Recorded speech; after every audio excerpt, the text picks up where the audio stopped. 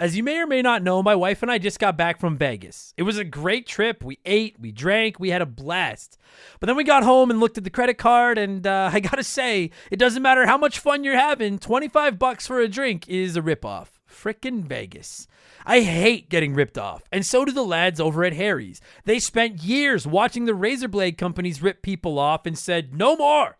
Not all heroes wear capes, my friends, and they want to prove that they're legit by offering you hot dogs a $13 trial set for just $3 at harrys.com/RTG. I've been telling you about them for months, and I'm genuinely proud to have Harry's as a sponsor of this show. I wasn't kidding. The plastic, futuristic-looking crap razors you get at the store are overpriced and they're poor quality. Harry's blades are crisp, clean, and classy. They're the kind of razor you'd expect your grandpa to have on his bathroom counter. And most importantly, they work. Shave after shave, they're so smooth, they're precise. I used to go through the crappy store blades all the time, but Harry's are built to last. And they're not just better quality than the other names, they're more affordable. And they deliver. Just set your schedule, and for as little as $2, new blades, shaving creams, lotions, everything you need, right to your door when you need it. I genuinely cannot think of a reason not to try Harry's.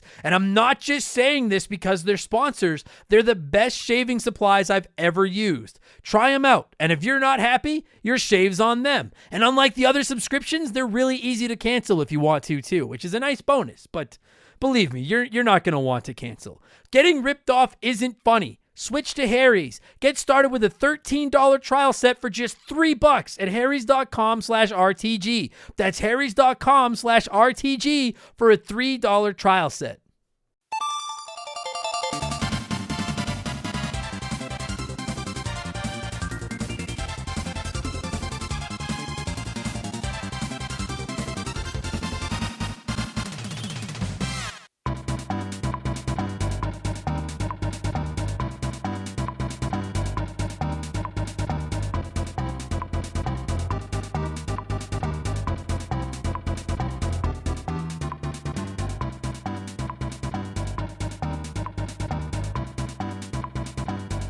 What's up, everybody? Welcome back to Remember the Game. It is my retro gaming podcast where every week a buddy of mine and I sit down and we geek out about the games we played back in the day. My name is Adam Blank. Thank you so much for listening to the show. And this week is episode 113, and we're talking Kirby Superstar for the Super Nintendo. Listen, I know some people write Kirby off and they just think, whatever, he's just for babies. And maybe that makes sense because the modern games are kind of just for babies.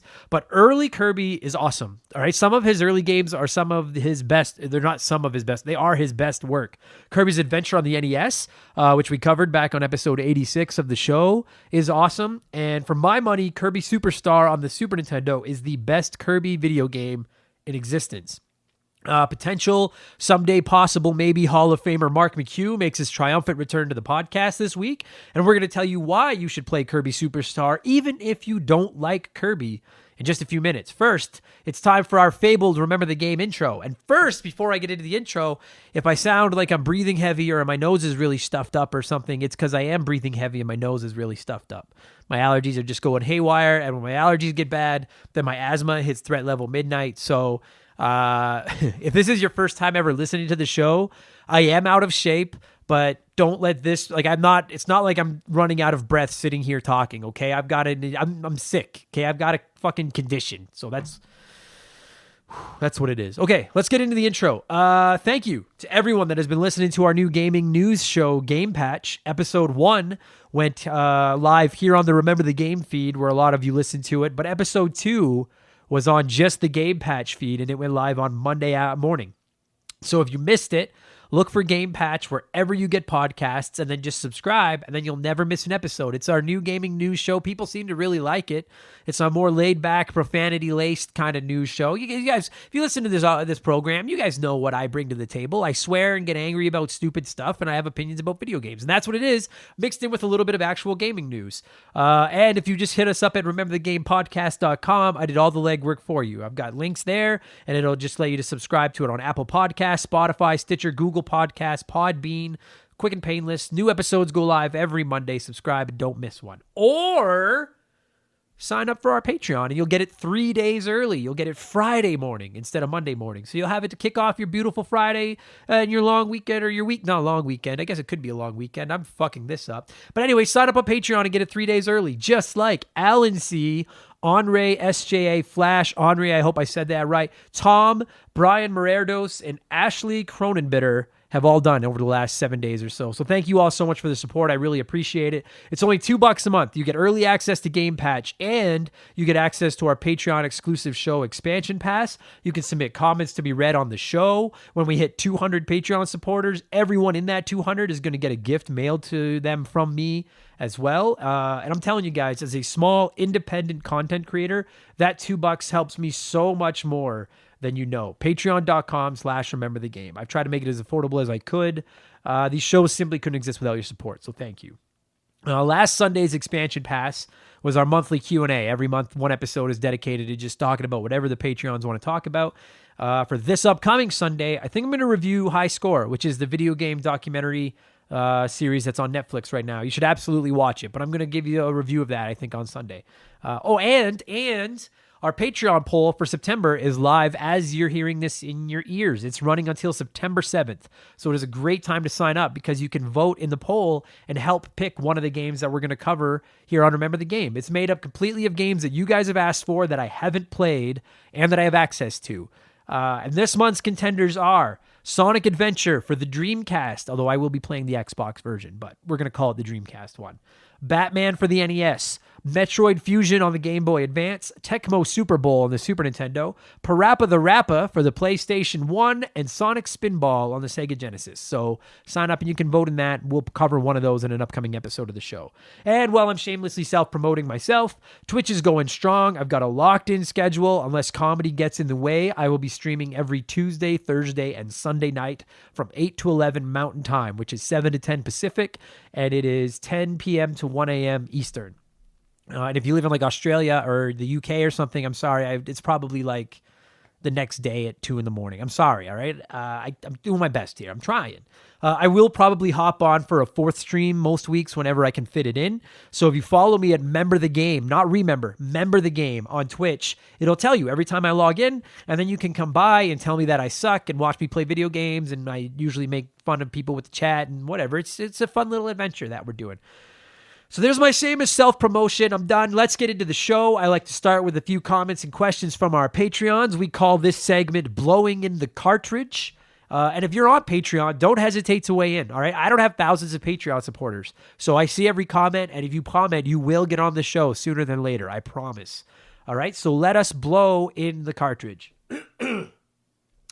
Doug Dorn wrote in over on the old Patreon service. And Doug said, I've never gotten into RPGs, but there seems to be a lot of dedicated fans that remember the game industries. What one retro RPG that is easily available would you recommend for a skeptical listener to try? That is a great question, Doug, and it's tough because I get nervous when I recommend games because I don't want someone to spend their hard-earned money and then hate the game they played that I suggested, and then they end up hating me. Like if I plug a game on here, it's like I have with Slay the Spire, I've plugged Shovel Knight, Hollow Knight, a few of those things. It's because I really sincerely stand by it. And if you don't like them, then you just don't like video games. But suggesting someone's first ever RPG is that's a lot of pressure.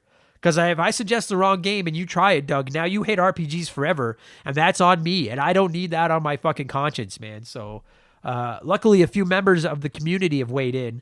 They replied to Doug's post on the Patreon page with some suggestions, which takes some of the pressure off me, and I want to quickly flip through some of their comments. Robert Lippa replied to Doug, and Robert said, Pokemon is an easy one to pick up. It teaches weaknesses and strengths, especially the first generation. Final Fantasy Tactics and Vandal Hearts 1 and 2 are great PlayStation RPGs. The Switch also has the Final Fantasy Saga coming out soon, which contains Final Fantasy Legends 1 through 3, which, in my opinion, were some of the best RPGs on the Game Boy. If you like Mega Man, Battle Network might be something worth checking out. It's unique enough, and again, in my opinion, is a great Mega Man spin-off. I really think there's an RPG for everyone. It just comes down to preference. Good luck in your hunt. That's a nice reply from Robert. Yeah, I love that community just coming together, helping each other. We're all trying to get Doug hooked on RPGs. The only games in Robert's suggestion that I have played and therefore can 100% vouch for are the old school first gen Pokemon games, and I agree 100%. Pokemon Red, Blue, Yellow are all great place to start. They're on the DS eShop, I believe, the 3DS, 2DS, whatever eShop. So if you've got them, a 3DS or a 2DS, they're cheap. And even if they don't get you into RPGs, those games are like the Super Mario Brothers of Pokemon, which is one of the biggest franchises in the world. So I feel like you should experience one of them anyway. It just feels like that's one of the cards you have to check off to be a full-fledged gamer. You've got to play one of the early Pokemon games. In case you're wondering, Doug, Red and Blue are the exact same game. There's just a few different Pokemon in each one. Pokemon Yellow, you start out with a Pikachu instead of choosing between Bulbasaur, Squirtle, and Charmander, the 3 starters. So other than that, it's pretty well, I think, the same game. I like Blue because that's the one I had growing up, but any Pokemon Red, Blue, and Yellow are a great suggestion from Robert. More people replied to Doug. Michael Mathis replied, and he said, Final Fantasy IV, originally released as 2 in America for the Super Nintendo, is a really good one to play first. Chrono Trigger is always among the top for best RPG of all time. I'd check them out if you have the chance to. Great suggestions, Michael. No question. Final Fantasy IV and Chrono Trigger are all-time greats. No question about that. The only issue I can see with those suggestions are just how readily available they are without using ROMs, of course. Chrono Trigger's on the Vita. 4 might be as well. Final Fantasy 4 might be on the Vita as well. But I know personally, I played Chrono Trigger on my Vita, and I found the menu load times on the PlayStation edition of Chrono Trigger fucking unbearable. Like, I couldn't play it. It was just too fucking slow. But if you can stand it, then they're a great place to try. If you can find Final Fantasy II on the Super Nintendo or Chrono Trigger, great suggestions to play. They're just a little hard to find. Chrono Trigger in particular is very expensive for a real card. Personally, I would recommend Final Fantasy II over Chrono Trigger as your first RPG, but that's just because Chrono Trigger is a little bit deeper, in my opinion, with coming up with the combos and stuff like that. 4 is, I call it Final Fantasy 4, but it's Final Fantasy 2 on the Super Nintendo. It's fine, whatever. Final Fantasy 2 is pretty linear, so that might be an easier first RPG experience, and I just like it better than Chrono Trigger, but that's just me. They're both great games, so that's a good suggestion. And James Clark replied to Doug as well, and James Clark said, I would suggest any of the old school turn-based RPGs that came out in the Super Nintendo or PlayStation era. The newer ones can get overcomplicated. The previous 2 comments suggested Pokemon and Final Fantasy. Those would be great. One thing I would suggest going into any RPG is to understand that most of them take a lot of time to complete. I would say go in expecting to play 40 to 60 hours minimum. Make sure you read everything that is said. The story is supposed to draw you in. Many of them have times where you are supposed to feel some emotion, so understanding what's going on and becoming connected with the characters really helps you get that feeling of anger, betrayal, loss, etc. If the length of the game seems too long for you, consider playing a couple hours a week here and there. RPGs are some of the best games out there, in my opinion. It's like reading a book where you become more immersed in the world. If there's a great storytelling and great gameplay, the game will stay in your memory your entire life. Good luck. That is a great post by James. A great reply. Very emotional, which I get. Some people may think it seems a little silly to get too worked up and too emotionally attached to video games, but I fucking get it 1,000,000,000%. So I totally get where James is coming from. And for Doug or anyone that's new to RPGs, most of them are a mouthful. Like, you're biting off a big hunk of game. You're not going to run through it in a couple of hours. Admittedly, there are no RPGs on the Patreon poll this month because I have too many other games that I want to play. And I'm like, I just do not have time for another fucking 40-hour RPG this month. To me, the best RPGs get you invested in the teams and in the characters, and then you really want to talk to everyone and explore and learn about the world. That they draw you in. They are, like James said, they're definitely like books. The good ones are. Anyway, and I get that they're not for everyone because they're not really that actiony. A lot of them, especially the old JRPGs, are just very slow. You just button press and read. But it's just such a predominant genre in gaming that I think everyone should at least try an RPG. And most of them are beatable, no matter how good or bad you are at the game, especially the old school ones, because you can just grind for experience points over and over and over, keep leveling up your characters, make your characters stronger and stronger, and then by default, that makes the game easier and easier. I'd also suggest playing on something portable, if possible. Play on your Switch, your 3DS, your Vita, whatever. RPGs are like my definitive play while I watch TV games, because when you're not in a village or something and collecting parts of the story, if you're just out either going through a dungeon or grinding for gold or whatever, it's very easy to like watch a TV show while you're just walking around the map grinding and leveling up your characters.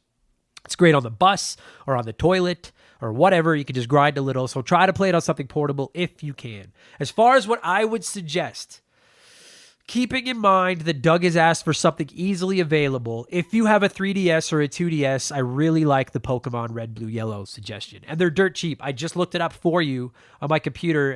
$14 US gets you one of those games. So that's like less than $20. Even if you Canada, US, doesn't matter.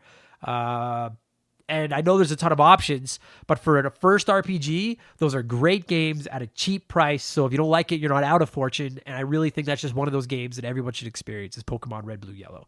If you've got a Switch or a PS4 or an Xbox, frankly, I would just suggest Switch because it's portable. I think I would lean toward Final Fantasy VII or Final Fantasy IX.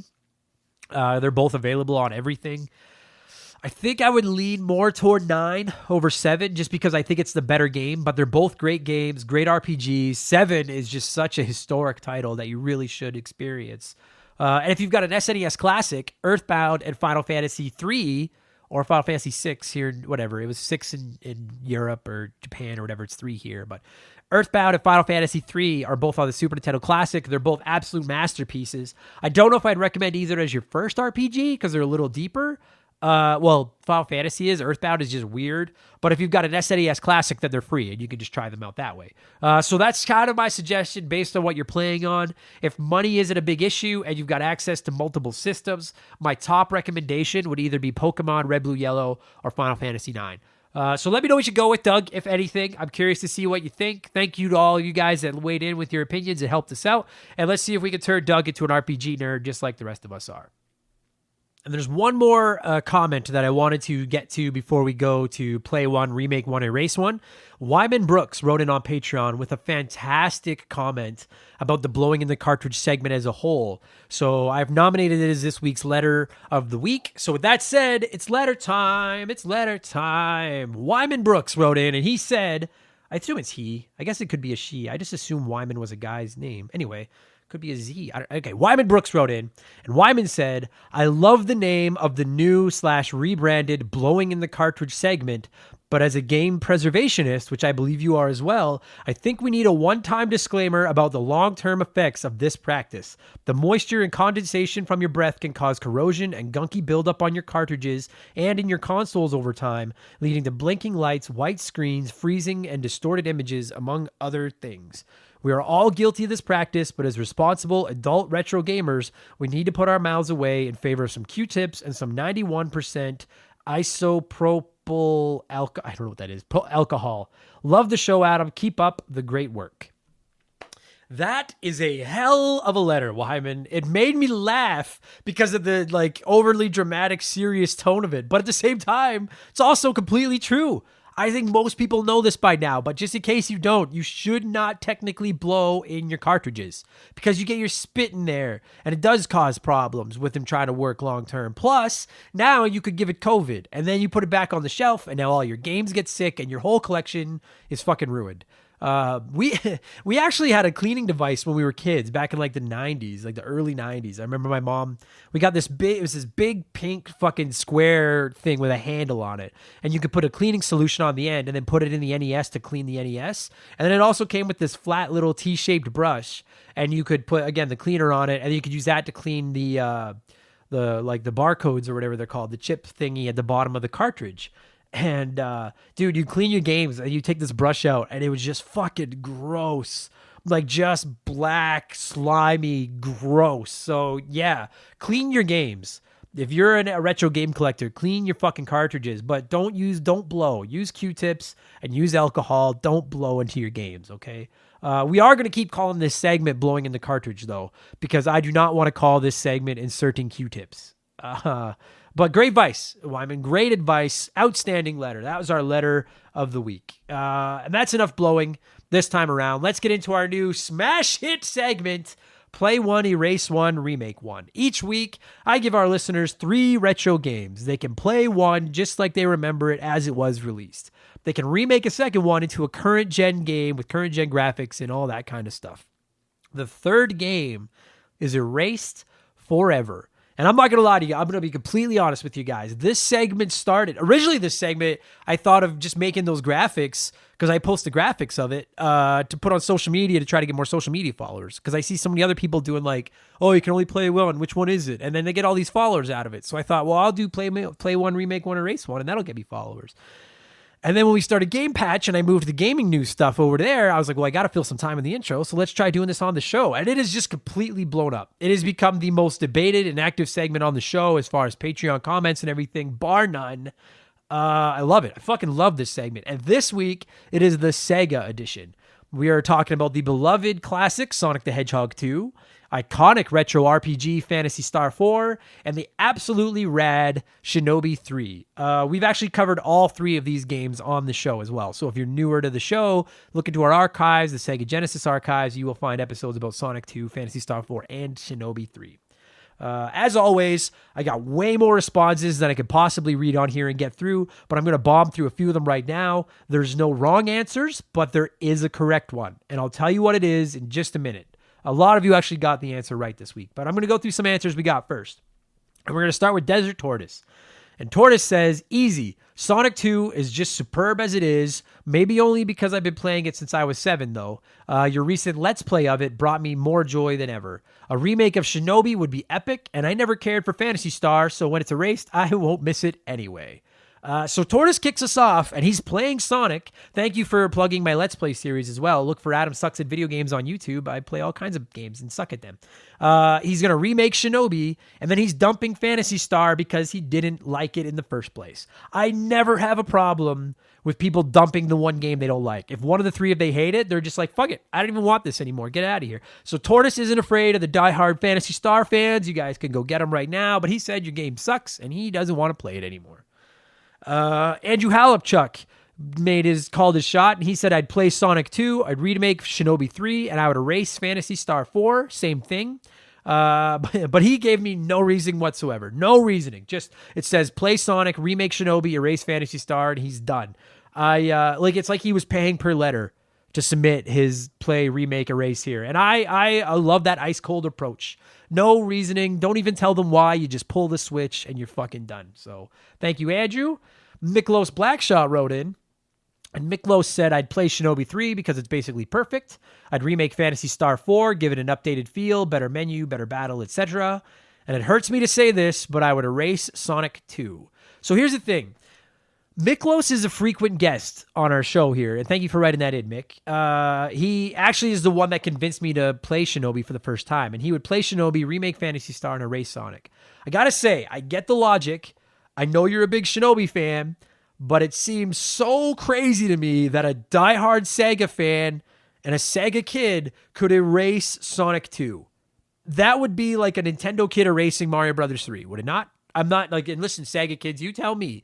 But my understanding is that Sonic 2 is for the most part considered the best of the original trilogy, and which is what Mario 3 is on the NES. And I that's bold, Mick. I can't imagine. I'm not even that big a Sonic fan, and I don't know if I could bring myself to erase Sonic 2. That is a fucking bold call, Miklos. Thank you for writing in. Doug Dorn wrote in, and Doug said, can I just play Sonic 2, then remake it and erase both of the other games? I love this, but no, you can't. That's not the goddamn rules. And just for that, Sonic 2 is erased, and you have to do nothing but play Shinobi and Phantasy Star with a broken controller for the rest of eternity, Doug. So that's what you fucking get. Keegan Wilson wrote in, and Keegan said, I'd play Sonic 2. It's my favorite of the original 3, even though I was a Nintendo kid. I would erase Shinobi 3. I've never played it or any of the others in the series, so shrug emoji. And I'd remake Phantasy Star 4. I haven't played this either, but RPGs are my favorite genre, so give me a chance to play it with some better graphics and some quality of life upgrades. Thanks for writing in, Keegan. That is a popular answer, but for various different reasons. Keegan has only played Sonic, and so he has to choose between an RPG and an action game to remake and erase. And he's just going to stick with his RPGs and get rid of an action game. And I can respect that. If that's your genre you prefer, I can get behind that logic, Keegan. Rome21 wrote in, and said same thing, but in a different way. He would play Sonic 2 since it's classic and doesn't need a remake, as several stages have shown up in later titles. I'd remake Phantasy Star 4. It is one of the best RPGs on the Genesis and of the 16-bit generation. I'd love to see what Sega could do with it now. Please just keep it turn-based and give us Phantasy Star 5 already. And then he would erase Shinobi 3. Could never get into this franchise. Personally, I don't feel it really contributed as much to the legacy of video games as other ninja-based games like Ninja Gaiden. Plus, you still have the other 2 Shinobi games, so it's not a total loss. Thanks for writing in, Rome. Same order as Keegan, just different logic. Rome has played all 3 of them, but he'd remake Phantasy Star 4 because he thinks it's great, and he'd dump Shinobi because he said there's 2 more Shinobi games. Now, I get that logic, Rome. But you could also argue there's 2 more Sonics and there's 3 more Phantasy Stars. So I would call you out for copping out that, for coming to a cop-out reason to get rid of one and being afraid to actually criticize Shinobi on here. But you actually really called your shot and shat all over Shinobi by saying it hasn't contributed anything to gaming's legacy. That's a spicy take, Rome. So I respect that. I respect that you fucking backed it up with a hot take like that. And then finally... OG Big Titus wrote in, and he said, play Sonic 2, the game is still the Sonic GOAT, and it holds up as is. Remake Phantasy Star 4, modern graphics and anime production plus modern graphics and anime production values plus quality of life upgrades would make this game a beauty RPG pop for today's audiences. And he would erase Shinobi. Ninja games are so 2000 and late and have been done countless other places. So Titus had the same answer as the others, which is the right answer, but Titus, you lose a point for the 2000 and late drop. Fuck me. 2000 and late. That's Fergie from the Black Eyed Peas. You're channeling your inner Fergie. It fucking just made me laugh when I read it because I was like, that's the order that I would do too, but not without the 2000 and late fucking shit. But again, he was right, as was everyone that said they would play Sonic, remake Phantasy Star, and erase Shinobi. Okay, now listen, I'm not the world's biggest Sonic junkie. I suck at those games. Check out the Adam Sucks at Video Game Let's Play of Sonic 2 for proof. But Sonic 2 is great. It is Sonic's Mario 3. It's just, I do not, as a retro gaming fan, I do not have it in my heart to dump Sonic the Hedgehog 2. And I would remake Phantasy Star 4 because I played that for the first time a little while back in preparation for this show, and I almost really liked it. Clean it up, like people have said, make some quality of life improvements. For the love of fuck, tell us what the spells do in that game. Don't just give them weird names. Just fucking let me hit the button and be able to tell what a goddamn spell does. I would love to play a modern remade version of Phantasy Star 4 because I almost really liked it. And then, I would dump Shinobi 3. Not because it's 2000 and late. Fuck. It just makes me cringe because just every time I read it, I fucking hate it. I actually like Shinobi 3 a lot. Oh no. I knocked my voice recorder off the table and thought I'd canceled the voice recording. We're still good. I like Shinobi 3 a lot. It's one of my favorite Genesis games, quite frankly. I like playing it for the first time. I was like, this is fucking awesome. But I don't have the balls to dump Sonic, and I really want to play a remade Phantasy Star 4, so Shinobi's just kind of left out in the cold. It's not you, Shinobi. It's me. It's my fault. I'm the one dumping you. So I'm sorry to everyone I didn't read. There was just so many. Keep them coming. I try to get to everyone as often as I can. I love that segment. There's actually some gaming news this week too that I wanted to get into before we get the rest of this. We do what have I been playing and stuff like that. If you're jonesing to pre-order a new console and you just can't wait for any more information on the PlayStation 5 or the Xbox Series X, you got money just burning a hole in your pocket, plunk down some cash right now, and you can reserve a brand new Commodore 64. Yeah, I'm not kidding. I don't know anything about the Commodore 64. My gaming knowledge, my gaming experience starts with the NES. I know a little bit about arcades like Pac-Man and stuff. I know nothing about the Commodore 64. But apparently, last year, the Commodore 64 was re-released in Europe, and now it's coming over here to North America. And it's not like a mini either. They did that a while ago. There is a Commodore 64 Mini. This thing is a full-sized Commodore 64. Same company that made the mini one. It comes with 64 games preloaded on it. You can hook it up to a modern TV. Same size as the original console and everything. Like, will this sell? I'm not shitting on it. Just because I don't know anything about it doesn't mean it's not good.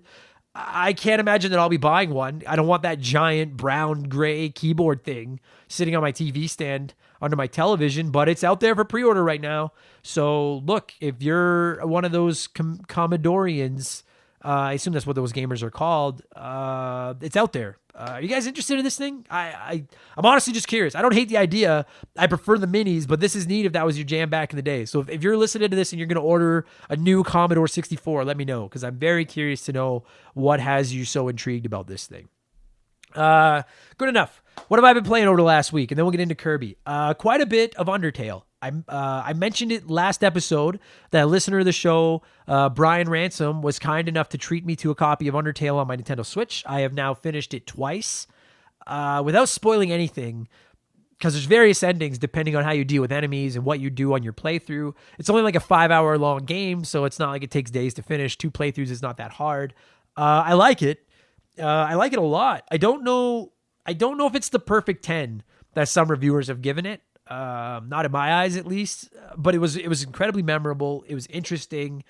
It has got to be the weirdest video game I've ever played, and I mean that. I cannot think of a video game that is weirder than Undertale. It's just so funky, but the soundtrack is good.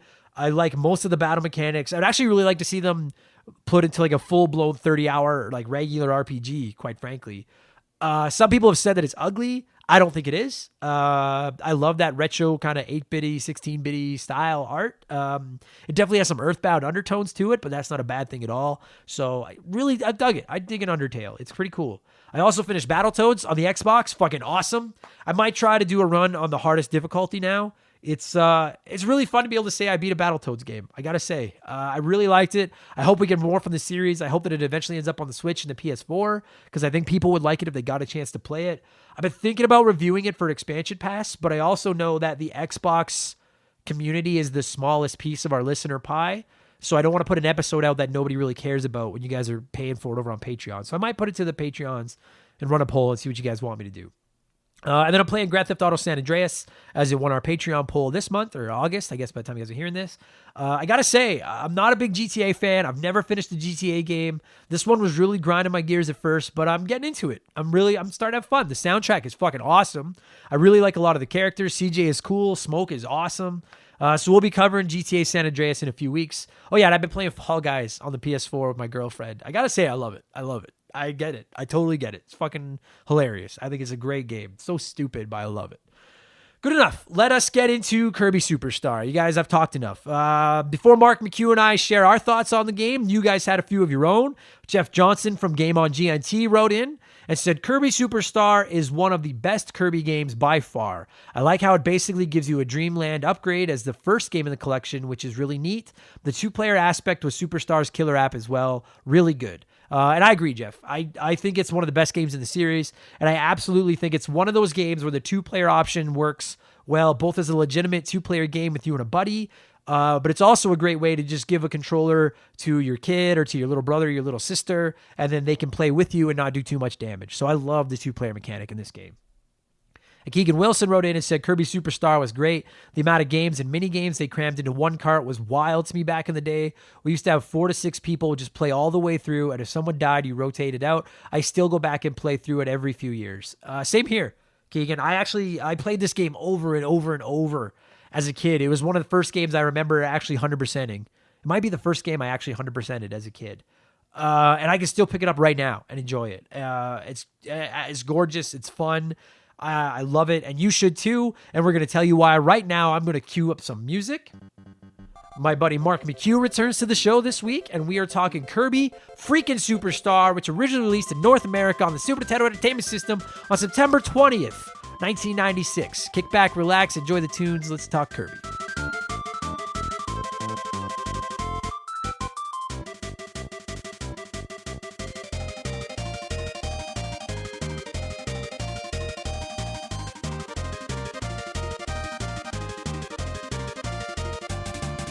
Hey nerds, before we get into Kirby Superstar, I'm very proud to announce that we have a sponsor for the show. And if you've been listening for a while, you know that I've been skeptical of running ads. I've had offers and I have turned them down as much as I could use the money because this podcast is my baby and I'm not going to sully its reputation by advertising stuff that I'm not 100% on board with. And with that said, I'm very proud to announce that this episode of Remember the Game is sponsored by the Press Start to Join podcast.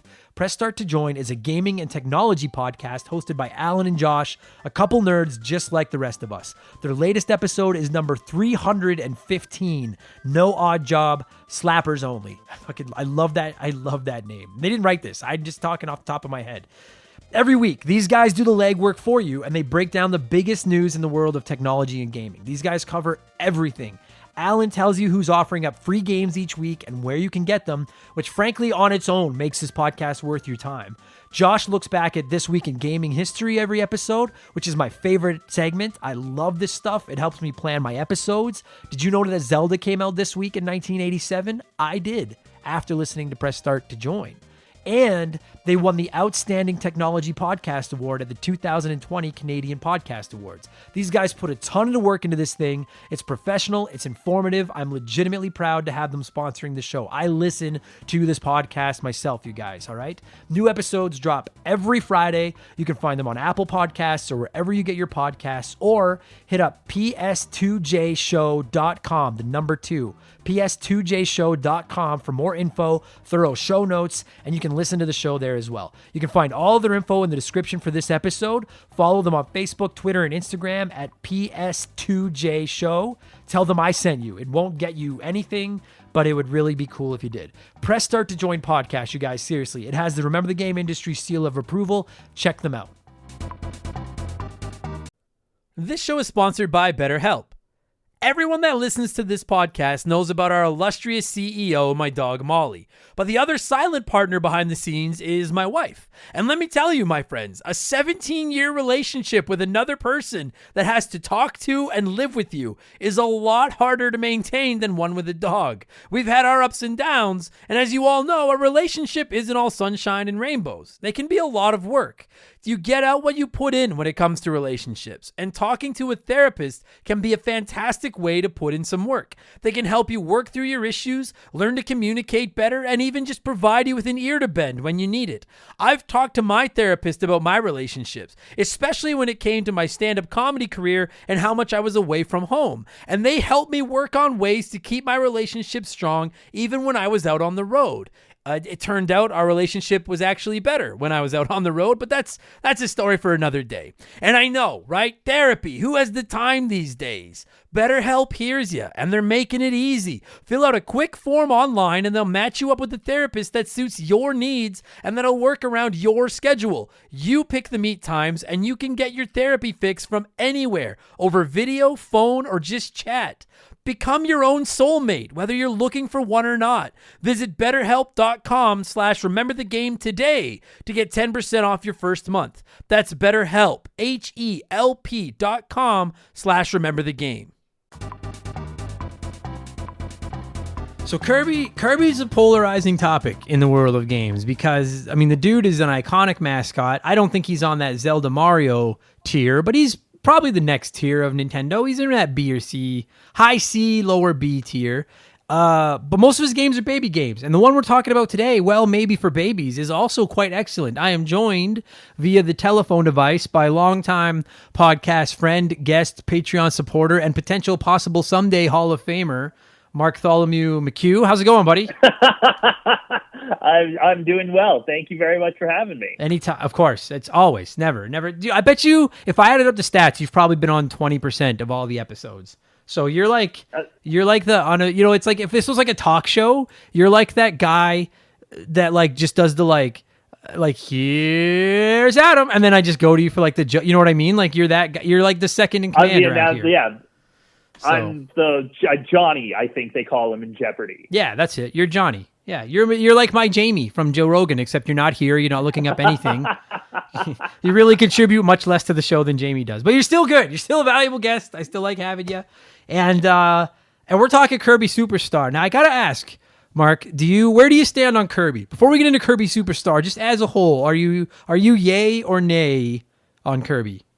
I would say I'm yay on Kirby. I like the Kirby games, but I couldn't imagine I couldn't imagine a Kirby game being anybody's favorite game. Yeah, fuck yeah. Fair enough. It's like these are fun games. These are a lot of fun. But like if I'm thinking like my favorite games of all time, it'll be pretty far down the list before a Kirby game comes up. Yeah, I don't think he'll ever make one of those lists. Like Kirby's Adventure on the NES, which we covered on this show with your brother, with Bradley, is I don't give a fuck what anyone says. Not that anyone's ever argued with me. I'm getting ready to make this big like rant and take this like stand and like put my fist into the table, and like no one has ever argued with me about this. But Kirby's Adventure on the NES is a fantastic game. If you listen to my recent NES ranking episode, it made the top 20. That game is the shit. And then this game came out on the Super Nintendo, and it came out right near the end of the Super Nintendo's lifespan. And I'm telling all you guys, like, this game is better than Kirby's Adventure. Like, this is the predominant Kirby game. And then honestly, Mark, I don't think I have played a Kirby game since. Like, I played the one for the N64. It was fine. It was a Kirby game. The only one I actively really disliked, there was like Kirby's Epic Yarn, which was fun for the Wii. But then there was one for the Wii U that I had, and I don't even remember what this game is called. But you don't control Kirby; you just draw lines on the Wii U gamepad, and Kirby just kind of follows that line. And that was and it just felt kind of stupid, and I really regretted buying it, and I never finished it. That's you know what that sounds like? That sounds like Kirby is the guy at the office that like everyone just makes him do all the shitty work. Like he's Gil. They're just like the Wii U was dying, and they had like, other than Mario Maker, nothing used the gamepad properly. The Wii U was dying, and like, hey, they're like the powers that be Nintendo. Or like, I imagine them all like sitting around the boardroom, you know, with the cigarettes and like the rolled up shirt sleeves and the untucked ties, like the ties pulled down, and they're like, guys, we got to do something with this gamepad. We got no mascots left. What do we do? And then someone's like, well, what about Kirby? And they're like, fuck yeah. Let's just throw that dumbass into this game, and all we'll do is make people draw on the gamepad. And that'll be what the fuck? Like, fuck, listen. I know. Listen, Nintendo, because I know Nintendo listens to this. Kirby is cool. He's a good character. His early games are fun. I actually like Kirby a lot in Smash Brothers. And, spoiler alert for Smash Brothers Ultimate, guess who saves everybody? It's fucking Kirby. Kirby's the one. Kirby. Yeah, god damn it. Actually, because the Smash Brothers games were developed by HAL Laboratory, who made the Kirby series as well. And actually, so not that you guys know, this isn't a library of video game facts, but when I was doing my homework for this episode, do you know who the director of this game and a lot of the Kirby games is? What's the name? Sakura. Yeah, Masahiro Sakurai. I think it's how you say it. Yeah. And that's the man that calling the shots for Smash. So that makes a lot more sense as to why Kirby saved it. I had no idea. Like, I knew he called the shots for Smash. I didn't know he was the Kirby guy. So that explains why Kirby saved the world. It makes so much sense, though, if you play any of the Smash games. You just see so much Kirby presence in all of them. Yeah, you do. Down to, like, the items, to, like, the stages that they choose to put in there, to, like... Yeah, like, Kirby is very prominent in the Smash games, and I love it. Yeah, you know what, dude? I'm not a great Smash player. I'm not even a hardcore Smash player. I'm very casual. I hop in there, and my mains are Bowser and Mega Man. But like, I have always enjoyed playing as Kirby. As someone that's not very good, I want a guy that can fly, and I want a guy that can turn into a rock and drop on people's head over and over and over, and I can just spam the fuck out of it. Like that. That's what I did when I was a kid, and the sword attack. And his sword attack. Yeah. That's the thing is like Kirby, and I promise we will get into Kirby Superstar, you guys. Kirby's perfect for Smash because he's got so many moves. It's like Mega Man. Like when they announced Mega Man, I was like, that's sweet. And Mega Man, say what you will about whether or not you like playing as him or not, but he's a perfect fit for a fighting game because he's got he's got 400 powers you could draw from to make all of his moves up. And Kirby's the same thing. And I fucking love Kirby's that. The same thing. And then it's even more when you consider that he can absorb every single character. Yeah. Like he must Which means be every time they add a character to this game, they also have to add another thing that Kirby could do. Yeah, that's what I was just going to say. So, like, that must be a little bit frustrating for them. Like, that's, you know, every time they create a new character, they do all the work to, like, figure out the character's moves and the way he looks and how he handles and make sure he's balanced and he's not too overpowered or underpowered and all this other stuff. And then they're like, okay, so now what happens when Kirby eats him? Just this one character that I don't even think, like, I'm not super into the Smash community, but I can't imagine there's a ton of competitive players out there maining Kirby. like using Kirby all the time. But they've got to make it work just in case someone picks him up. Because what happens if he swallows the newest character and then doesn't get any abilities out of it? Fuck. Anyway. I don't know. I think you'd be surprised. I think a lot, like, apparently there's a lot of people that main Jigglypuff. And I'm like, I guess, like, if you see somebody who's really good at using some of these characters, it's like, okay, I kind of get it. But, like, I'm like you. I'm a bit more casual when it comes to Smash Brothers. I'm a bit of a button masher. So I'll hit, like, if I'm up against, like, I'll always play on a random character. And if I get Ness, I'm fucked. I have no idea how to use Ness. Yeah, but you play against someone who knows how to play Smash Brothers, and they know how to do the whole thing where, like, he shoots the lightning out of his head, and it comes behind him, and it shoots him back onto the course. And I have no idea how to do any of that shit. Yeah, I've always wanted to, like, because I love Earthbound, I love Ness. I've always wanted to figure out how to play as Ness, and I just can't. Like, I'm just not good, but I want to. And it's just quick. So we will get into, I know this is the second time I've said it in the last 7 minutes. We will get into Kirby Superstar. But you mentioned Jigglypuff. Because I know that Jigglypuff's like not a bad guy at all. He's just like happy and he sings, or she. I don't even know if it's a he or she. I guess there's both. But like Jigglypuff just sings. It puts people to sleep. It seems so like happy. But you know how like Jigglypuff also has that angry face?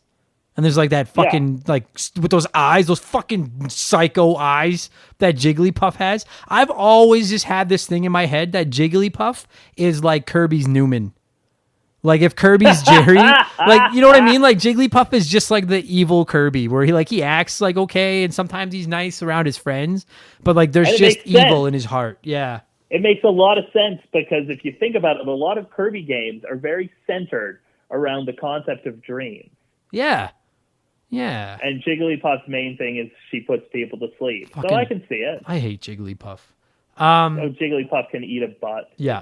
But now with all that said, Kirby Superstar doesn't feature Jigglypuff. It just features Kirby. And you guys, here, if you've never played Kirby Superstar, here's the thing. When you play Kirby Superstar, you don't just play one Kirby game. You play 8 Kirby games. And to be honest... Let's talk about that for a second, though. Because, like, as a kid... I always played, like, I never owned this game, but I always played it at, like, a friend's house.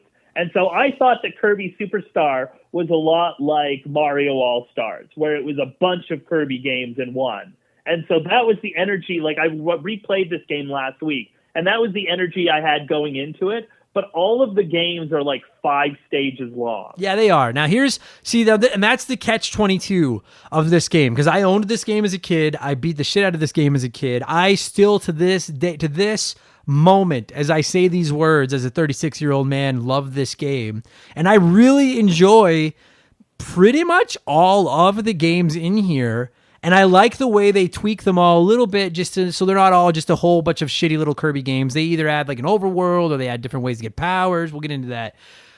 But you're right. The one issue with this game, like, I've ranted about Kirby's Dream Land on here before. I bought that game for my Game Boy. It was the first game I ever bought with my own money. I saved up all my birthday money, my Christmas money. I bought Kirby's Dream Land. I beat it the night I brought it home, and it just broke my heart. And I was so angry. And really, that's what every single one of these games is. They look better, they play better, they're deeper, and there's more challenge. But at the end of the day, you can beat any of these games in like a couple hours if you want to. Like, they're just... I don't understand if they... you know what it feels like, Mark? Is it feels like they made one game, and then they were like, well... Like, they made Spring Breeze or something, and then they were just like, okay, well, that is like an hour and a half long. We can't sell that for $80. So then they were like, just make like 5 more of those and throw them on. And they're all good, but I agree with you. I find it a little frustrating that the games are so short, particularly when you're having fun, because a couple of them are really fun, and then it's over. Like, they're all pretty, like, they're all really fun little games. And then, like, you get to the end and you're like, but I just started playing this, like, 40 minutes ago. Yeah. How is this game already over? Yeah, it's certainly like a billion times better to play it on like the Super Nintendo Classic, or has it been added to the Switch? I don't think it has. It's on the Switch Online. That's it how is I on played Switch Online. Yeah. Okay, so like you are infinitely, like, to me it greatly increases this game's overall value when you put it on something like a Super Nintendo Classic or a Switch, or even if you'd bought it off of like Nintendo Online, like something where you paid $10. You know what I mean? Like, I didn't feel ripped off by this game at all, because like I played it and I'm like, oh, this is a lot of fun. It's pretty short, but it's a lot of fun. Yeah. Yeah. The problem with Whereas it is like if I paid like $80 for it, I'd be like, what the fuck? yeah, then you'd be pissed. But I will say, like, as a kid, we got this game for Christmas, and I probably beat all the games, like, in the week after Christmas. Dude, I have so many memories of just constantly going back to this game. Because the one thing I do love about this game is, even though the games are super short, like I said, there's 8 of them. So it's like, oh, I've got an hour to kill. I can hop in, just pick one of these games and run through it. And I'm saying, you guys, and I've been saying it on the show for a while, there's something to be said for short games. Like, I love my big 40, 50 hour open world, fucking crazy, super wild adventure games as much as the next person. But sometimes there's something about just firing a game up and being able to finish a game in 90 minutes and then just be like, well, that was fun. And then just go on with your life. Like, there's something nice about that. Well, and this game was more designed for how we used to play games as kids, right? Because like a lot of us would get like an hour or two after supper to play video games. But we didn't have we had homework and stuff, and we had like school to go to. We didn't have as much time as we do now to like just endlessly play games. Although I guess that's not true of every adult. You and I kind of are. We're lucky in that we mostly work nights. I was gonna say we have two comedians being like, and now as an adult, I have all the time in the world to play games. And it's like, well, no, most people have like actual careers. Yeah, there are what I'm talking about. There are listeners that turned this off when you were like, as an adult, you can play all the games you want. And some guy is listening to this right now while he's fucking in a hot warehouse at Amazon picking like my order. Just being like, you two fucking clowns. And he just turned it off. Like, my taxes pay your curb. Yeah, exactly. Yeah, they're pissed. But now so I'll ask you this then. Like, because I don't know. I don't know off the top of my head how long it would take to beat all these games. But let's just, for a round number, let's just say 10 hours. And I think it's a little longer than that. But especially if you want to get everything. But let's just say 10 hours. Would you prefer 8 games like this that are all a little bit different, that are like 60 to 90 minutes each? Or would you have preferred one big game that was 10 to 12 hours long with like save points and stuff? That's a good question. I mean, we had already had like a Kirby game that was like that. So this was an interesting take on it. When I was a kid, I had no idea that these were all original games, with the exception of the remake of Dreamland. Right. I thought that these were all pre-existing Kirby games. I thought this was like a Mario All-Stars situation. Right. So as an adult, I'm like, oh, these are completely different games.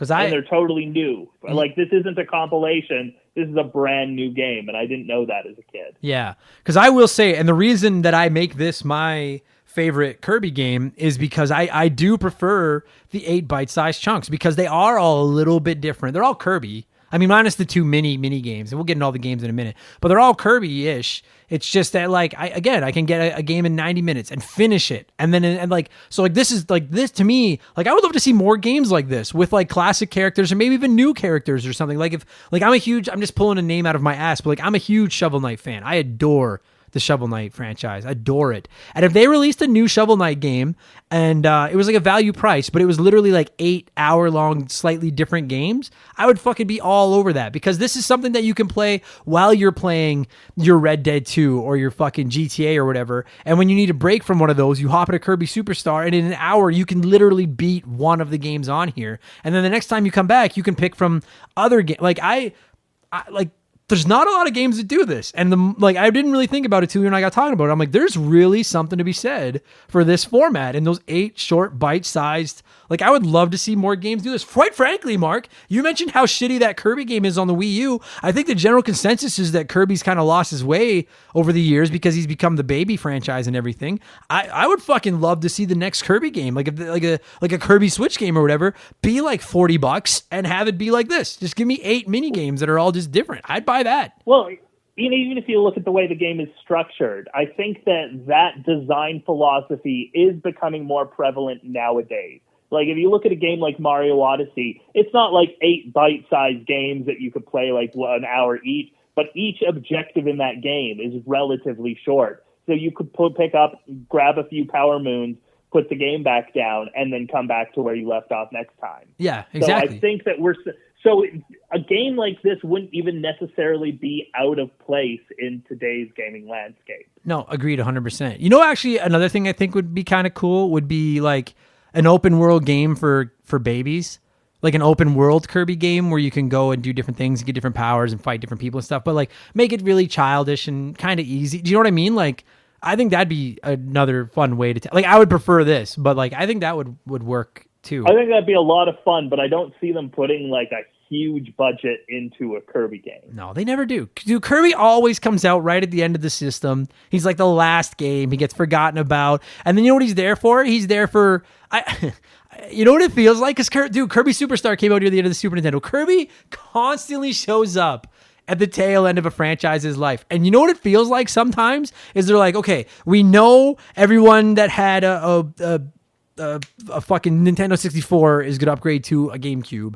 So if we drop this Kirby game on the Nintendo 64, then when the older gamers get their GameCube, they're going to give their Nintendo 64 to their kids or their nephew or whatever, and then they'll go out and buy Kirby, and then that'll be like, that's what it feels like, is he's the hand-me-down game. It's like a little bit. I feel bad Although for this him. time around, Kirby came pretty relatively early in the system's life, but like again, it was totally forgotten who played that game. Yeah, exactly. That's the thing. It's just no one plays I couldn't even tell you what it was called off the top of my head. Me neither. Just honest, swear to God, I couldn't either. But this is like, to me, this is where he peaked. And like, so we got 8 games to go over. We'll get over them quick. I think I wanted to quickly touch on this. You guys know I'm a complete, and Mark is too. I have a complete hard on for the 16-bit graphics. I love the way the Super Nintendo and the Sega Genesis look. This, even by Super Nintendo standards, is like one of the best looking games on the Super Nintendo. Looks fantastic. Right? Like I say this, and I've said this on the show before, this is legitimately some of the highest praise I can throw at a Super Nintendo game. It looks like a Sega Genesis game. Because I've always admired the way games look on the Sega Genesis. I've always thought they're brighter, they're colorful, they look like cartoons. This game looks like it runs on a Sega Genesis. It is absolutely gorgeous. Yeah, the game does give off a few like Ristar vibes. Yeah, it does. Yeah, 100%. Yeah.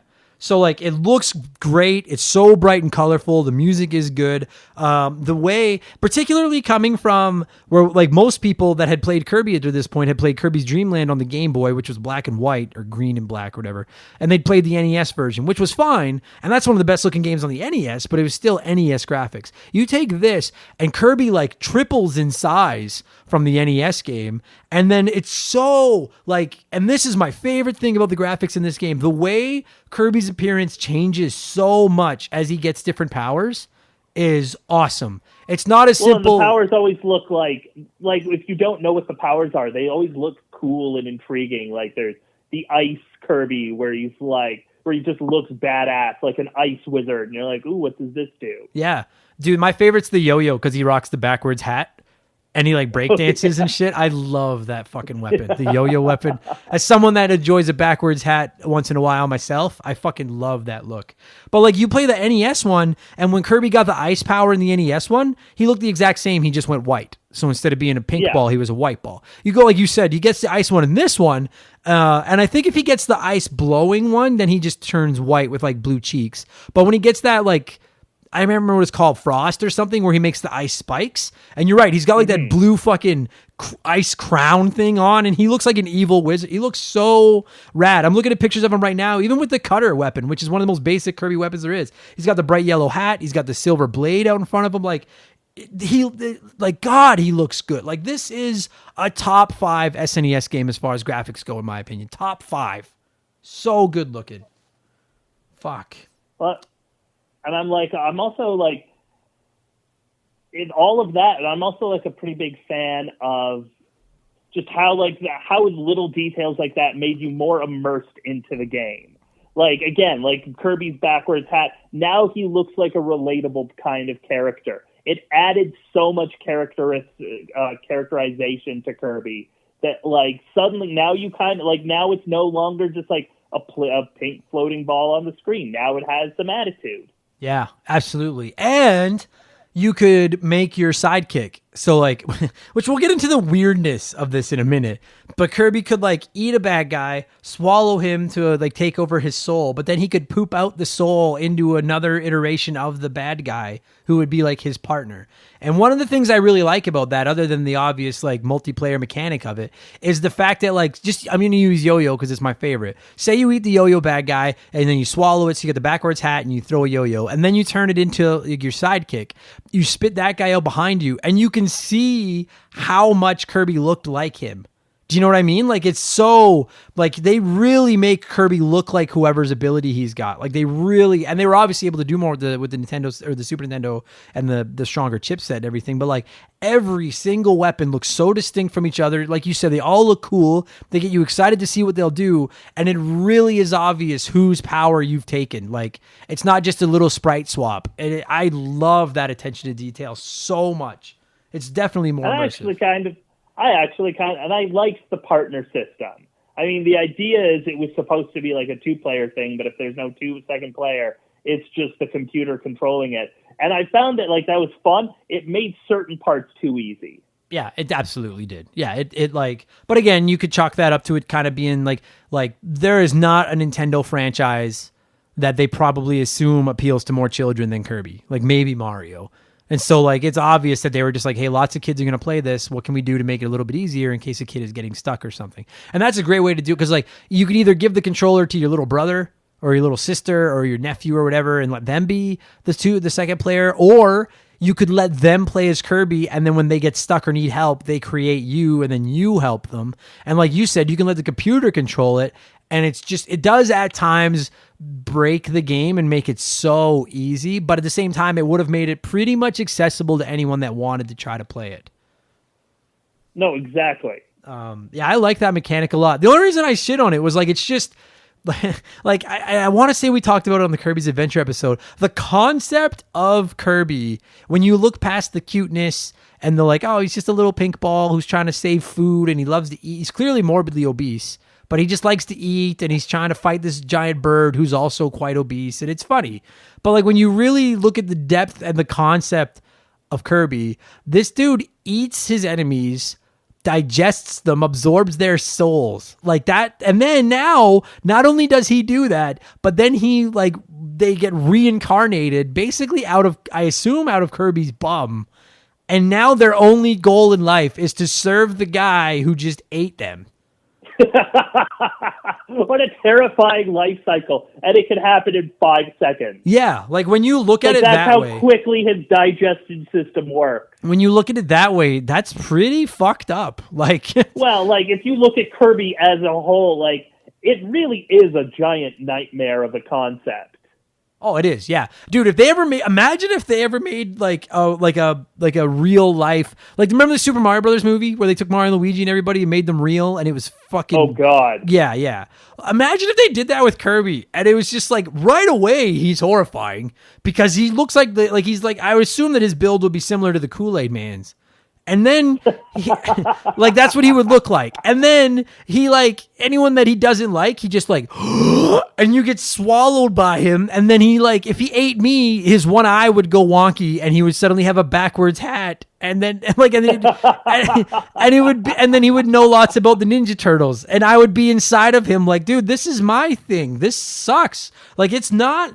You're right. Like at the end of the day, it's all my identity. Like there really is a lot of like, okay, whatever happened to due process in the Kirby games? Why are these monsters not being tried and to do like why has he decided that he's going to sentence them to be eaten and absorbed and have their personality stolen? What gives Kirby the right? I feel if you made a movie about Kirby, it would be all about that, and it would be weird and upsetting, and nobody would like it. Yeah, maybe King DDD is the good guy, because like in all these games, King DDD is like stolen all the food and all this, or like at least in one of them, he's stolen all the food and stuff like that. But it's like, did you ever go to think that maybe Kirby's fucking eating problem is just starting to starve the entire population of Dreamland, and King DDD is like. What? Wasn't there a game that was exactly that like King DDD was trying to stop Kirby and like for good reason, because what Kirby was doing was unlocking like this terrible enemy or something. I don't remember. I admittedly, as much as I enjoy at least the early Kirby games, I don't pay. I'm not totally caught up in my Kirby lore. You know what? I would be distrustful of anybody who was totally caught up on their Kirby lore. Yeah, right. Anybody who's like, well, actually, and if you read the comics, and you'd be like, shut the fuck up. Yeah, if somebody knew as much about Kirby and his backstory and his world as I do, like the Ninja Turtles, I'd be like, that's fucking weird, man. Like, why is that your thing? Go of outside. All of the things you could have chosen. I hate it when people say go outside to me, and I would say that to them. I'd be like, dude, just turn it off. That's fucking weird. Okay, so we're at like a half hour already. So let's get into these games because there's some good games in here. Okay. So the first game is Spring Breeze, which is a blatant remake of Kirby's Dream Land on the Game Boy. And they took out one level, I think. Yes, I believe you are correct. And you basically just fight your way through a few bosses or a few bad guys, a few levels, and then you fight King Dedede, and it's over. And it like you said, this is Mario All-Stars for Kirby. I don't think this game, there's nothing wrong with this game, but it's just as easy. It's almost easier than Kirby's Dream Land is on the Game Boy because you can have the partner. And outside of wanting to see what Kirby's Dream Land, like anytime I play something that's a remake of either an NES or a Game Boy game, I have to assume that this is what the developer envisioned in their head and just couldn't make because of the limitations of whatever console they had used. So it's worth playing through at least once just to see what the Game Boy version was. Do you know what I mean? Like what they wanted the Game Boy version to be. But to me, this is the least memorable of including the mini games. This is the least memorable game on the pack. Oh, absolutely. Yeah, like it's too easy. It's just. But it was the very first Kirby game. Yeah, it was. You know what? It basically is like. It's like a tutorial level. It's just like an hour-long tutorial level.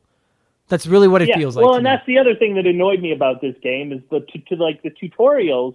They would ask you like, "Hey, have you played this before?" at the beginning of every game, and even if you were like, "Yeah, I totally have," they'd be like, "All right, well, it's still gonna fill you in anyway." Yeah, that's right. Yes. Why do games do that? Massive shout out to Pokemon Sword and Shield. And for all the people that hate on Pokemon Sword and Shield, that's not what we're getting into here.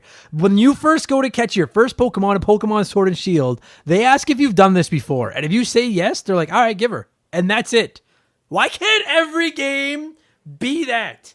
Because everyone listening to this podcast has probably played about 100 plus different games in their lives. We all know that pause is start, A is jump, B is attack, left and right. Like, we don't just know. Show me the really important shit. Teach me how to poop out a sidekick. I need to know that. The rest of it, I'm good. And I don't need to know it 7 fucking times.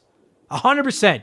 100%. You know what? When we score this, it's losing a point because of that. I forgot about that. It's at least 1 point for that. For the tutorials. Fuck you. Who are you to teach me how to play your game?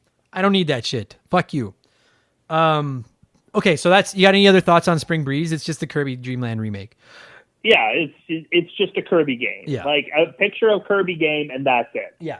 So it's and then the next one is Dynablade, and that's where Kirby. Dynablade is cool. It is cool. Kirby has to fight the giant bird. I think that bird looks awesome.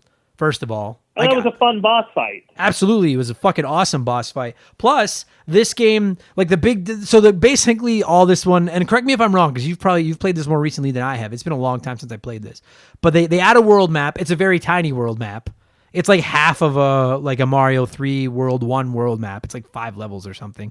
Yeah, I think it actually is 5 levels. But they're all just like normal levels. They have like a bit of a branching path, but like ultimately there's not like, it really is just for show, the whole world map thing. Yeah, there's not like a ton of options. I do believe there's a couple hidden worlds.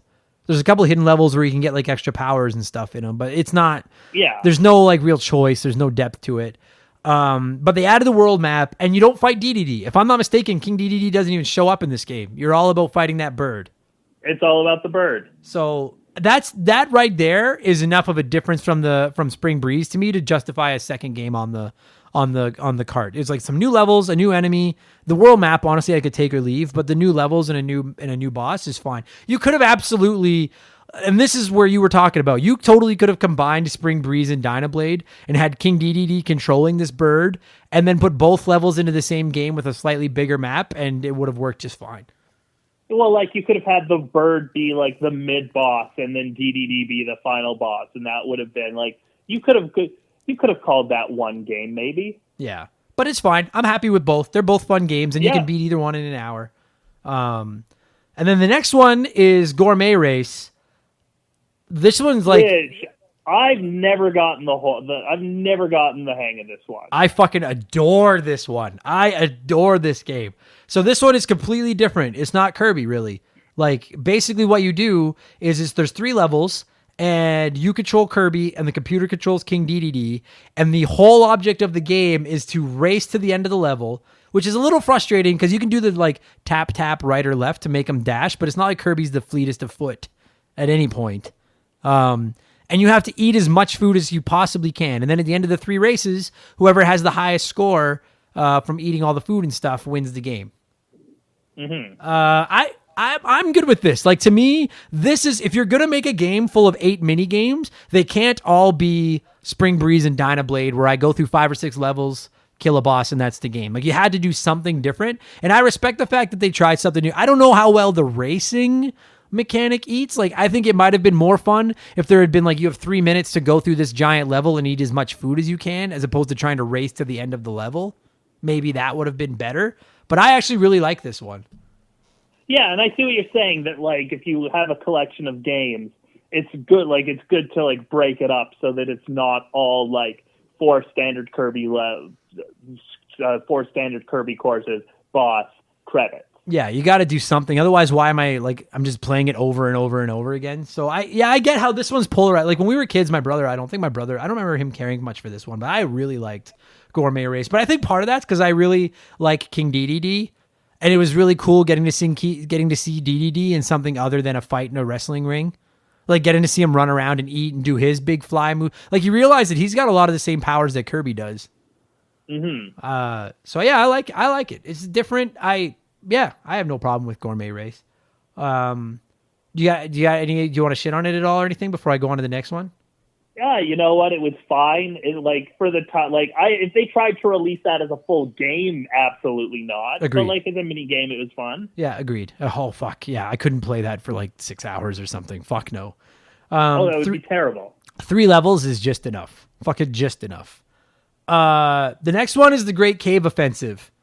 And this one... This is kind of like a Metroidvania type. Yeah, it is. Yeah, it is. Yeah, absolutely it is. You go through this cave, and there's like treasure chests like hidden throughout everywhere, and it's almost like collecting trophies in Smash Brothers or whatever they are. Like, it's just you find them everywhere, and the whole object of the game is to just go through and try to find every treasure. And what I love about this, and this is a tie into Smash Brothers. You pause it, and a ton of those trophies are references to Nintendo franchises.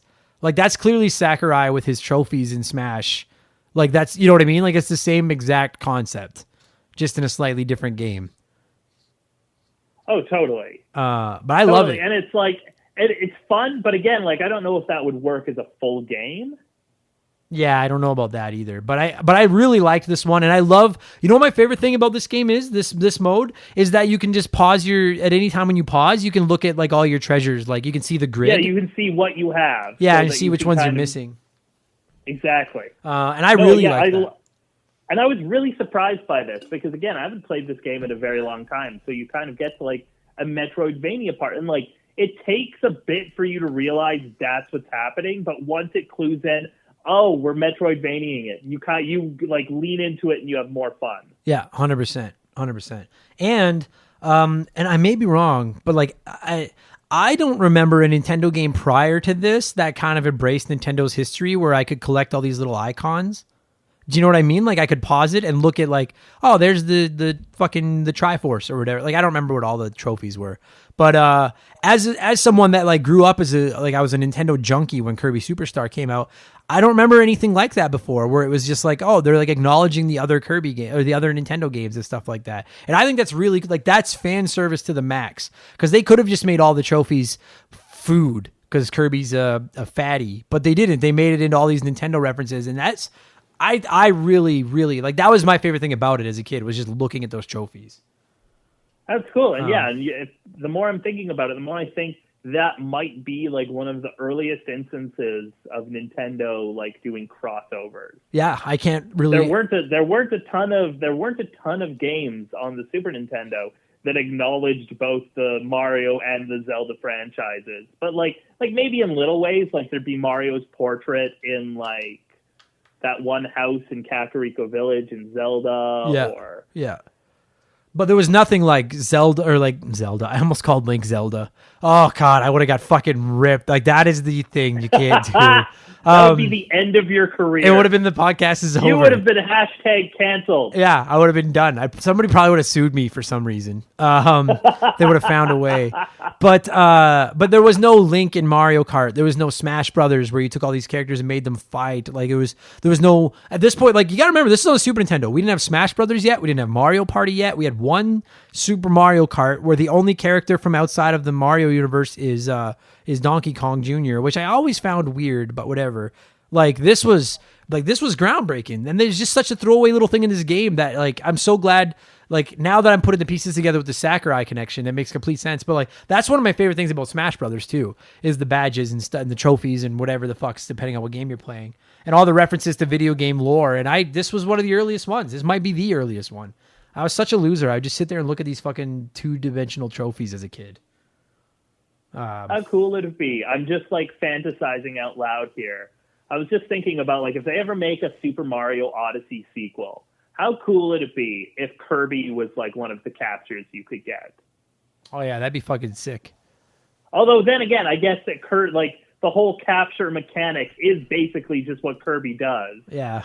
Yeah, you'd just be stealing. But yeah, so what happens if Mario throws Cappy at Kirby and then takes over Kirby, but then eats somebody else? So now it's Mario controlling Kirby, There's like 3 levels of slavery here. Now we're into like Matrix Mario, where it's like all these like, or like Inception. It's like Mario Inception now, where we're like into all these fucking weird things. That's weird. I don't like that. That's a nightmare. That's a nightmare to think about. I don't like it. So the next game is Revenge of Meta Knight. Now, this one, the bad guy isn't DDD, it's Meta Knight, which like, where do you just quickly, where do you stand on Meta Knight? Are you yay or nay? I think Meta Knight's cool. I think Meta Knight's fucking awesome. I would love to see. I don't know a ton about Meta Knight and what his gimmick, like why he is the way he is. But like to me, Meta Knight is like he's Wario, like he's the anti-hero of Kirby. I'm willing to bet that there's someone somewhere out there that knows. Like again, that's like, well, you see in issue 4, it says that his kingdom was destroyed or something like that. Yeah. Yeah. You know that there's some dork with like an explanation as to why exactly Meta Knight is the way he is. Yeah, you could Google it, but I refuse to. I don't want to know. I don't need to know anything about you. Dude, you're a cooler looking Kirby and you have a sword and I get to sword fight you sometimes. I fucking adore it when he throws a sword. I don't want to know why he is. I just want to, like, he's just cool. Can we just leave it at that? Yeah, that's good enough for me. He's badass.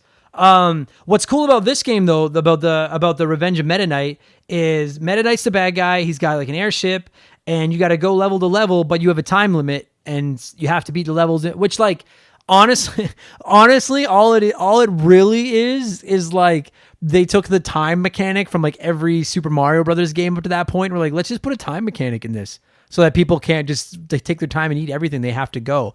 But they also found a way to spice it up a little bit by being like, hey, this ship is gonna, like, you gotta get to the ship before it's too late. And it's good enough for me. Like, I could live without the time mechanic. I would have been happy if it had just been this game where you're trying to take down Meta Knight and his airship. But the fact that they threw the time mechanic in too, to me, is just like they were just trying to find ways to spice it up. And I'm fine with that. I'm completely fine with it. Yeah, I don't know how I feel about the time mechanic. It was like, it killed me a few times, and that was annoying. But at the same time, it was like, okay, well, they added something to the formula. They've added a sense of urgency, and that would make, and in the context of the story, it makes sense. Yeah, there's Meta Knight. Go get him. Yeah. It like every single one of these games, like So the first game is just straight up Kirby. And then the second game, there's a different bad guy in a world map. And then in this game, you fight Meta Knight and you have a time limit. And then in the next game, you don't eat bad guys. We'll get into that in like 2 seconds. It really feels like they just took like the last page of Sakurai's notebook where he'd just scribbling down random ideas for Kirby. And we're like, let's just make a game around each of these. Because they're all almost like the same. A little bite-sized game around like each one of these little concepts. Yeah. What is it called? When you go to like a bar or a pub and you can get that fucking like the long board with like 6 little beers on it, so you can try all those different beers. Oh yeah, that's what this game is of Kirby. It's a whole bunch of little beers of Kirby. Oh, dude, totally. So then there's the last of the main modes is Milky Way Wishes, and this one that's the one where you fight like the sun and the moon. Yeah. Yeah, this one's got like a story, but I don't quite get or understand. Like I don't honestly even really care what the story is. There's like a clown, and you've got to like help the clown, and then at the end it turns out the clown. Spoilers, I guess. It turns out the clown was like the bad guy. And then you've got it, and then the sun and the moon are fighting, and it's weird. It's a weird game. Yeah, like to be honest with you, I don't care for the clown. Like I like King DDD, I like the giant bird, I like Meta Knight. I don't care for the clown. I don't really care for the whole. I don't mind the clown. Yeah. I thought it added a bit of variety. It's like DDD can't be the boss every time. Yeah, but he's kind of creepy. I don't lie. Yeah, man. What I love about this game, this mode, is that you don't eat bad guys. You find these like statues of all the different bad guys, and then once you find them, it's like Mega Man, where at any time you can just pause the screen and go to your powers list and pull up like a new weapon. And I fucking like, to me, I could take or leave the stupid clown, but I love the mechanic of being able to pick your weapons that way. I thought that was so dope. And it was so exciting. I thought that was really cool. Yeah. Every time you find a statue, it is so exciting because you're all like, I mean, I'm a yo-yo guy, so I would always be looking for that fucking yo-yo statue. And then when I got it, I was like, I can yo-yo as much as I want now. Like, fucking awesome. I feel like that is a concept that they could have expanded into a full game. Oh, 100%. If there's a single mode in this game that could have carried its own like full feature title, it's that one. Although I do worry that you'd get people feeling like, well, that's not how Kirby works. You got to eat everybody. So, I mean, I could live, I don't know. I'm sure people would complain because internet, but I think that would be the best of all these games by a mile. I don't know. I find that like fans of any series are going to complain if you change anything. Like a huge Zelda fan loved Breath of the Wild, and you'll see a lot of people being like, well, but there weren't dungeons in this game, and like, well, there wasn't this, and it's like, well, they're not going to make the same game over and over again until you die. Yeah, I agree with that. Although I will say, when Breath of the Wild 2 comes out, like I could care less if they put dungeons back in because I liked looking for all the shrines and stuff. If you're fucking listening to this, Miyamoto, and I know you are, I love you. I respect everything you do. You're the greatest of all time. No more breaking weapons after 3 fucking swings, please. Like we'll go back to Kirby in a second, but I fucking hated that. I was like, why? Like Zelda is supposed to be one of the only franchises where I get a good weapon and I'm not scared to use it up. Like don't fuck around. Just let me use my, anyway, we could do that as a whole different episode. That totally could be a whole episode, but I will say for the record, I don't mind the weapon degrading system in Breath of the Wild. I don't hate it. The concept is fine. It's just like, give me more than like 4 swings. I just felt like it was too fast. Like make a fucking twig branch or a twig break in 2 or 3 swings. But like this fucking badass sword that's like made of ancient metals or whatever the fuck it was called, the shiny blue ones that it took me forever to get my hands on. Like get the fuck at it. Fuck. Anyways. So that's the 6 main modes, and then there's 2 bonus games.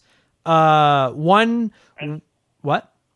And then there's also like a boss rush phase, isn't there? Oh yeah. Well, when you beat everything, then you get to go into this like 9th level where you fight every boss in the game. To be honest with you, I beat that as a kid. Like I 100%ed this game a few times. I really like, to me that was just kind of like, I just don't care. Like that's your big finale, is that I gotta fucking fight all the bosses again. And I know maybe it's a little hypocritical because I'm a Mega Man junkie and you have to do that like in every Mega Man game. But you're right. There is a 9th mode where you fight all the bosses. I never do you like I have nothing to say about it. I don't care about it. If you have anything to say, the floor is I yours. have nothing to add to other than what you just said. Yeah, see, it sucks. Everyone agrees. That's why they don't advertise it on the box. It's 8 games in one, not 8 plus a stupid boss rush. So those 2 mini games, there's one where my favorite of the 2 is the reflexes one, because that was a mini game in Kirby's Adventure as well. And all you do is go up against another opponent, and then the screen gets like real tense. And then as soon as it says like fire, you just have to mash a button before the opponent does. And it's honestly, there's 10 minutes of game there. Like that could be an iPhone game today. Like that, it's nothing. But I love that. I love that reflex game so much. So much. Well, yeah, it was a fun, like, and again, it was like a fun mini game. Yeah. Like I would love to see that. Like if that was like, dude, I don't know. It probably exists because every game ever exists on an iPhone. But like to me, that would be a cool iPhone game if you could like play it against like a friend or something, and you both like hold on to one end of the screen. Like if you're sitting side by side in a car or something, and as soon as like the exclamation point goes up, it's the first one to tap the screen. Like I'd play that. That'd be fun. Yeah, that'd be cool. So I feel like there's not a ton of like there wouldn't be like a ton there. Oh no, that'd be fun for like 5 minutes or so. Yeah, that's all. But that's all it was on this too. Yeah. And then the other mini game one, now I get it, but I did not get it as a kid, where you have to like punch the ground and try to crack the planet you live on in half for some reason. And it basically because again, this game is a nightmare. Yeah, exactly. Yeah. Well, yeah. When you really take the shades off, Kirby's a terrifying fucking universe. But in this one, like there's basically like 3 different like not quick time events, like matching up games where you have to like golf, like in golf games where you have to like tap it once to start the meter and then tap it again to stop it. You have to stop the meter. You have to stop the meter at the top, and then you have to line up 2 circles. When 2 circles cross over each other, you have to hit the button. And then when this one circle swings into another circle, you have to hit the button. And then the combination of how accurate your 3 buttons were show how hard you punch the ground. And then your opponents get better and better, and you have to punch the ground hard enough to crack the planet in half. And why not? That's it. Yeah. Like, did you notice though when you were playing it? Did you notice that Mario and Luigi are in the crowd and like some Nintendo They're characters? In the crowd, yeah. That's fucking sweet. I remember just seeing that as a kid and getting another one of those cool little crossovers. Yeah, I love it. And then that's it. Like, I think that's the whole game. I can't think of like. There's not. I mean, you could play it. It's good 2-player. You can play like those mini games against each other if you want to. I guess there was like a big remake for the 3D, or not the 3DS, for the Game Boy Advance called Ultra. Oh, I didn't know that. That they added. Yeah, apparently like there's modes like you can play all of those games again, but as Meta Knight. And if you beat all of the games as Meta Knight, there's a big final boss that they added at the end. Oh, that's pretty rad. I did not know that. Yeah. I've never played it. I've never gotten my hands on it. Would love to play it at some point, but yeah, well, it'll be lost to gaming history, like all the Nintendo's games, because they never fucking give us. Anyway, they never re-release their games. They don't. I'm still waiting for Thousand Year Door to be on something other than the GameCube. Never. So you know what? Sometimes, because like the price of that game on like online has exploded, and sometimes I feel like Nintendo is just like raiding their warehouse and finding their old copies and putting them on eBay and just making bank, and just being like, no, once we sell out of all the old copies we have laying around, then maybe we'll fucking re-release it on something. That's very possible. Those crooked bastards. For me, it's just like they could make so much money if they just re-released it, because everybody wants a re-release of Thousand Year Door. Yeah, I don't. And, it's not like they wouldn't even have to upgrade it that much. They would just have to like put it on the Switch and like maybe in a bundle with the first one, and people will pay $80 for it. They just have to copy and paste twice and make a ton of money. Yeah, I don't get, man. I talked about it last week on the Double Dash episode. Like the GameCube is just, everybody loves it. Like game collectors love it, game purists love it, Nintendo fans love it. The GameCube kind of was underappreciated in its day, but now everyone's like, GameCube's fucking sick, and those games are nowhere. And at this point, until I am literally looking at a GameCube game on my Switch screen, I'm like, I'm just gonna pretend they don't. Well, I have a GameCube, so I can just play them, but I'm gonna assume that they just don't exist anymore because Nintendo just refuses to fucking acknowledge that console. I don't get it. I don't know why. They'll bring back the controllers so we can all play Smash Brothers with the controllers, but it's like, can we have one of the games? Like, no, you can't have the games. They throw you out of the car. They don't. I mean, I was happy that they re-released Wind Waker and Twilight Princess. Oh yeah, I guess Wii yeah. U. Yeah, that's true. That was fun. Yeah. But like again, you can't play those games on a Switch. Nope. I don't know. Fucking Nintendo. I don't get it. Like, you're in a like, slump Wind right now. You have Waker no did- games right now. God forbid you fucking. Now you watch. By the time this episode goes live, they'll have announced a Nintendo Direct and dropped like 14 games. And people have been listening to this for the last 5 minutes. Like, you two idiots. They just announced there's like 12 new Mario games coming or something like that. I hope that's the case. It'll be like all of those games that you just talked about are being re-released tomorrow. I hope that's the case. As we're recording this, just for the record, as we record this, it's August 15th. So if anything gets announced after August 15th, fuck you. We didn't know. Yeah. Okay, we're at almost an hour, and we still have another podcast to do. So I'm. Okay. Do you got any other thoughts on this bad boy before we score it? And I have no other thoughts on this game. then let's send him to his nightmare. There's 9 games. We'll count the shitty arena. No, we're going to 8. 8 are on the box. 8 are what we're counting. There's 8 games in this cart. 8. What would you give Kirby Superstar on the Super Nintendo? I'll give it a 6. All right. Yeah, I'll go 7. It's gonna lose a half a point for that fucking tutorial thing, and a half a point because it's not Super Mario World. And that's its 2 strike. But I'm telling you guys, seriously, like, even if you're one of those people that shits on Kirby, if you don't like Kirby, I'm telling you, like, Kirby Superstar, Kirby's Adventure are both on the Nintendo Switch. Kirby's Adventure's on the NES Classic, Kirby Superstar's on the SNES Classic, so they're readily available. Even if you don't like Kirby, I haven't played a Kirby game since. I'm telling you, these 2 games are worth playing. They're a lot of fun. They're really good. Really, really good games. Yeah, definitely worth, like, and again, it's on the Switch Online. You can easily play it. Yeah. It's definitely worth like a few hours of your life. No question. Mark, thank you very much for doing this, buddy. I am going to hit stop on the recorder right now and go pee and drink some water, and then we'll come back and record another one of these. Cool. Thanks for having me. Cheers.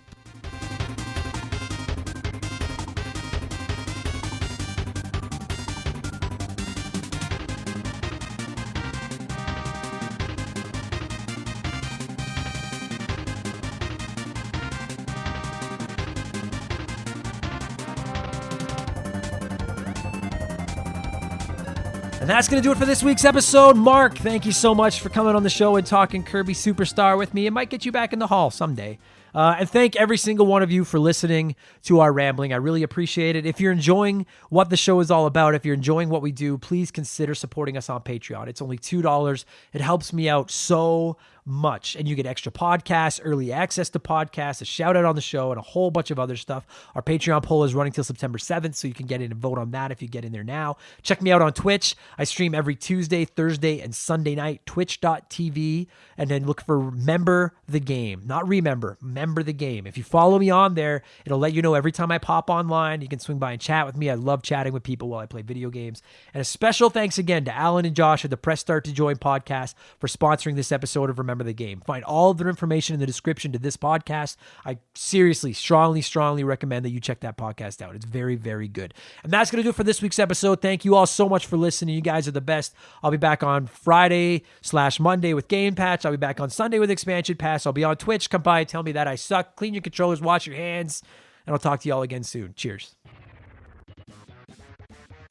Remember the Game is brought to you by our Patreons. We simply couldn't produce all the content that we do without their support, and I would like to take a moment to thank every single person that has supported us at patreon.com/rememberthegame. So a massive, sincere, heartfelt thank you to Aaron Cuphall, Aaron Lawson, Adam Anderson, Adam Shirello, Alex Martinez, Andre, Andrew Castro, Andrew Halipchuk, Andrew Wright, Andy Baker, Another Stupid Monkey, April Zane, Batter Barhumi, Bearded XP, Ben Buyu, Ben Busha, Ben Drinkin, Bradley McHugh, Brandon O'Brien, Brian McKay, Brian Ransom, Bullfrog, Charlie M, Chris Campbell, Chris Fleury, Chris Wilson, Chuck Schlarp, Corey, Craig Kilcup, Craig Rutt, Crash Bandicoot, Chris Knife 007, Curtis White, Dan T, Dario Omen, Dave L, Dave McGee, Dave Thompson, Desert Tortoise, Duhow, Doug Dorn, Dustin L, Dylan, Eric Cannard, Evan Refuse, Fraser Burns, Gary C, Jin and Chris, James Clark, Jason Adams, Jason Cortez, Jeff Johnson from Game on G Jeffrey Mathis, Joe Buck, Joe Gillespie, Joe Mack,